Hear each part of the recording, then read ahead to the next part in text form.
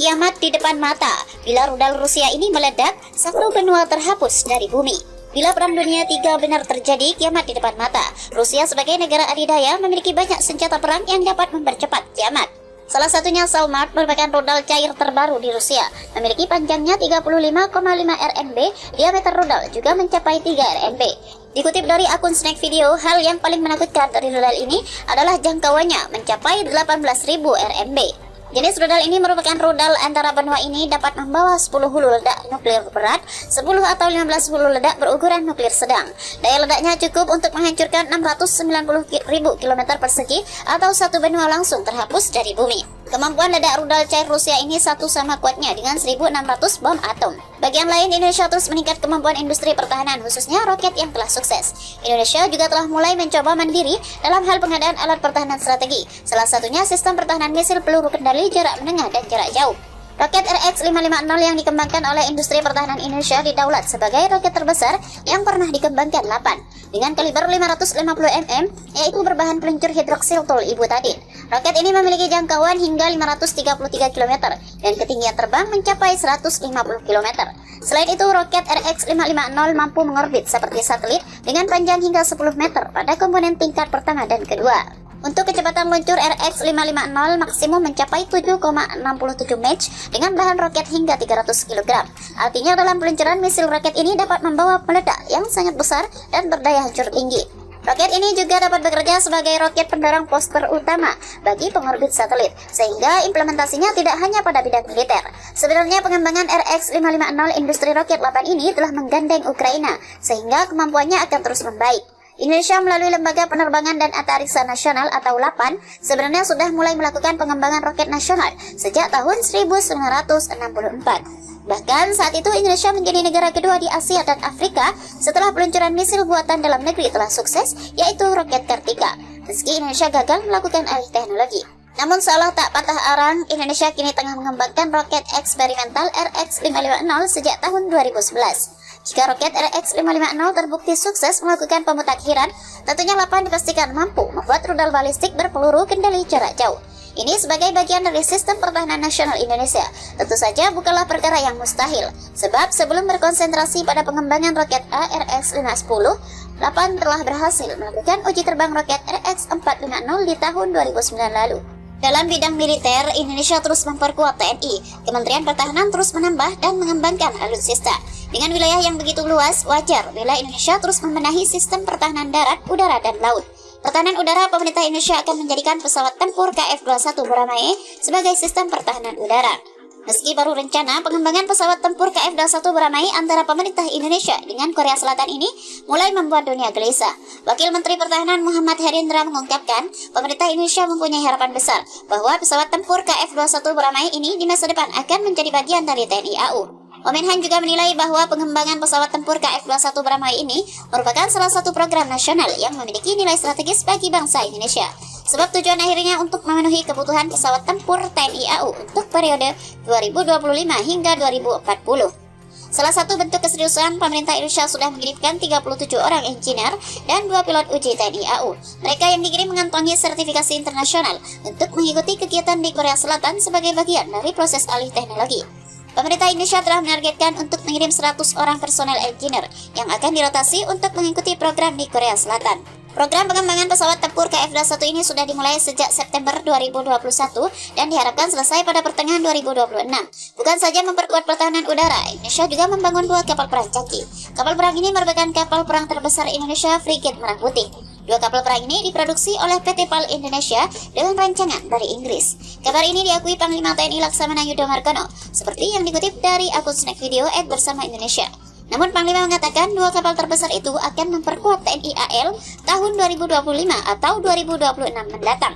Artinya 2 kapal perang ini akan bergabung dengan armada memperkuat TNI Angkatan Laut pada tahun 2026 nanti atau 3-4 tahun lagi. Menurut Panglima, untuk membangun frigate ini butuh waktu 4-5 tahun.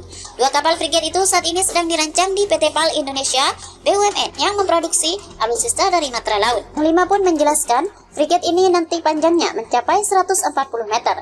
Kalau frigate saat ini memiliki panjang hanya 105 meter, sehingga memang butuh waktu lebih lama dalam pembangunannya. Pengerjaan proyek besar ini dilakukan setelah PT PAL Indonesia menandatangani lisensi. Kapal ini juga akan mengusung main engine dengan spesifikasi 4x9100 kW.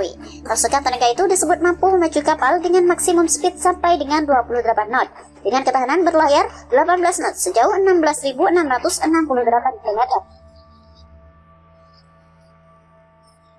Pertahanan udara pemerintah Indonesia akan menjadikan pesawat tempur KF-21 Brahmae sebagai sistem pertahanan udara. Meski baru rencana, pengembangan pesawat tempur KF-21 Brahmae antara pemerintah Indonesia dengan Korea Selatan ini mulai membuat dunia gelisah. Wakil Menteri Pertahanan Muhammad Herindra mengungkapkan, pemerintah Indonesia mempunyai harapan besar bahwa pesawat tempur KF-21 Brahmae ini di masa depan akan menjadi bagian dari TNI AU. Wamenhan juga menilai bahwa pengembangan pesawat tempur KF-21 Brahmae ini merupakan salah satu program nasional yang memiliki nilai strategis bagi bangsa Indonesia.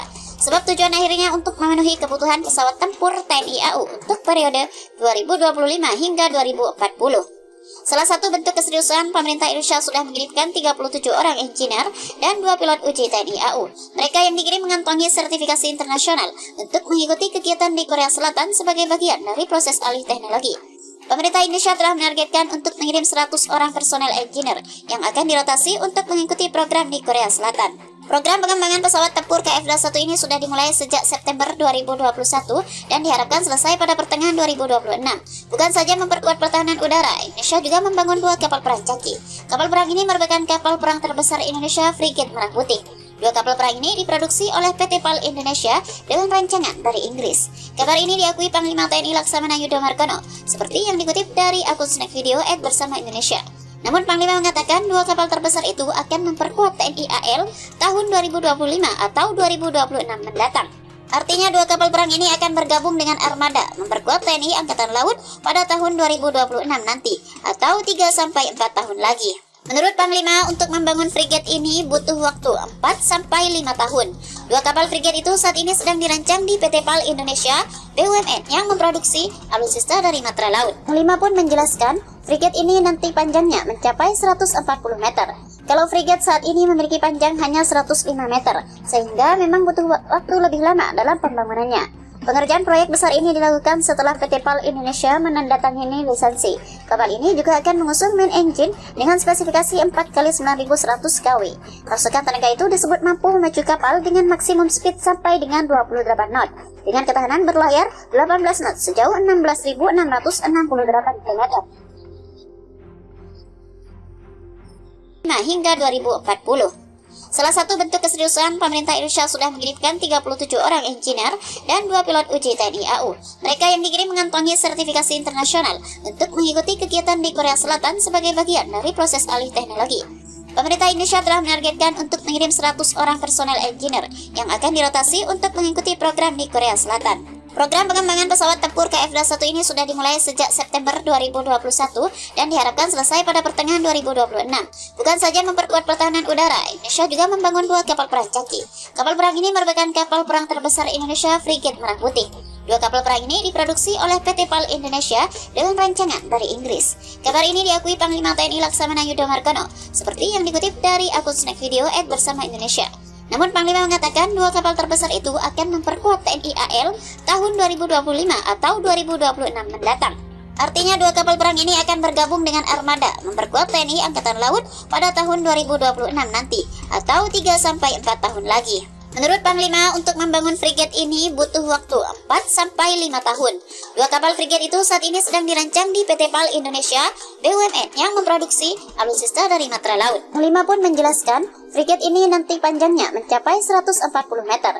Kalau frigate saat ini memiliki panjang hanya 105 meter, sehingga memang butuh waktu lebih lama dalam pembangunannya. Pengerjaan proyek besar ini dilakukan setelah PT PAL Indonesia menandatangani lisensi.